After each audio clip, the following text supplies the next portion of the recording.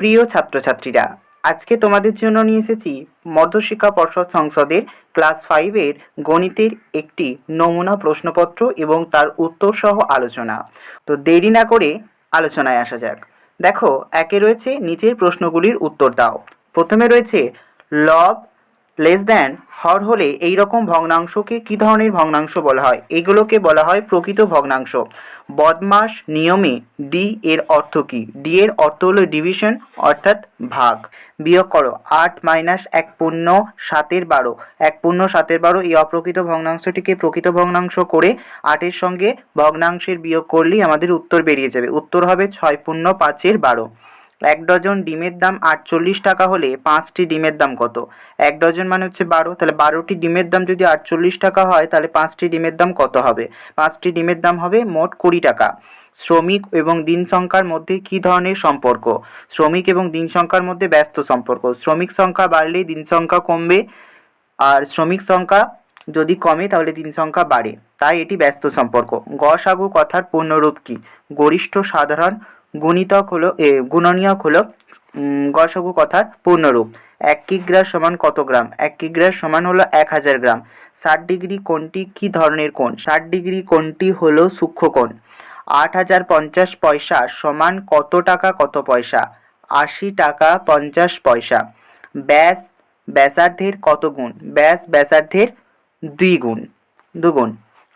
2-এর দিকে রয়েছে যে কোনো 6টি প্রশ্নের উত্তর দাও। দেখো, সবচেয়ে ছোট কোন সংখ্যা 5 এবং 6 দ্বারা বিভাজ্য করা হয়? সবথেকে ছোট সংখ্যা হচ্ছে 30, যা 5 এবং 6 দ্বারা বিভাজ্য করা হয়। লোক সংখ্যা অপরিবর্তিত থাকলে কাজের পরিমাণ বাড়ানো হলে সময় ড্যাশ লাগবে? সময় লাগবে বেশি। লঘিষ্ঠ আকারে প্রকাশ করো। 120/144। এটাকে যদি আমরা কাটাকুটি করি তাহলে আমাদের 5/6 উত্তর বেরোবে। তারপরে রয়েছে 16 টাকায় 500 গ্রাম চিনি পাওয়া যায়, তাহলে 3 কিগ্রা চিনির দাম কত? বলছে 16 টাকায় যদি 500 গ্রাম চিনি পাওয়া যায় তাহলে 3 কিগ্রা চিনির দাম কত? এখানে আমাদের উত্তর বেরোবে 96 টাকা।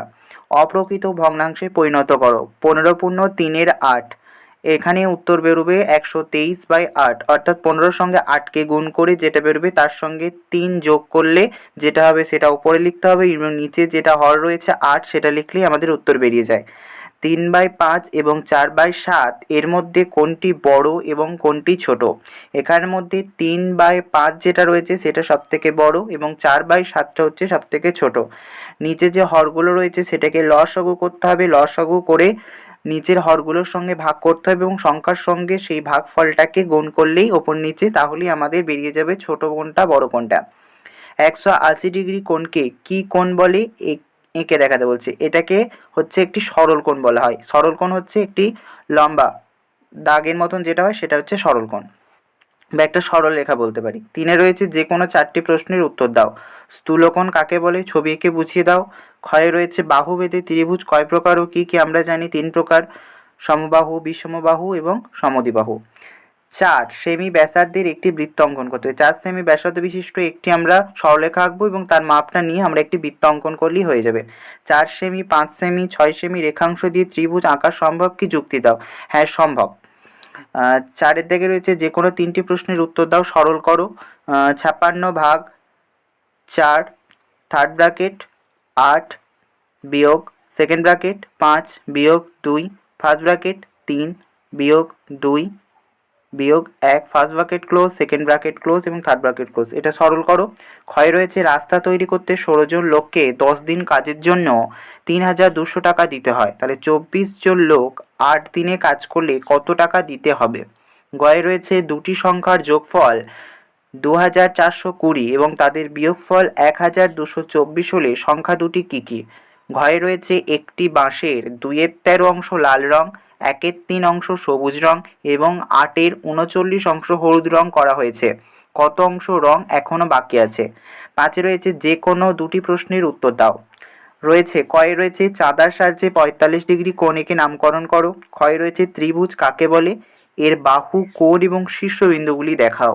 গয়ে রয়েছে একটি বৃত্ত এঁকে, মানে যে কোনো মাপের একটি বৃত্ত আঁকতে বলছে এবং বিভিন্ন অংশগুলো চিহ্নিত করতে বলছে।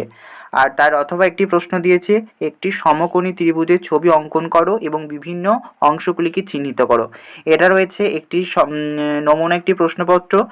এসিকিউ এবং এমসিকিউ প্রশ্নগুলোর সম্পূর্ণ উত্তর আমি তোমাদের বলে দিলাম। আর যদি ভিডিওটি ভালো লেগে থাকে তাহলে অবশ্যই একটি লাইক করে দিও এবং চ্যানেলে নতুন হয়ে থাকলে অবশ্যই চ্যানেলটিকে সাবস্ক্রাইব করে দিও। ধন্যবাদ।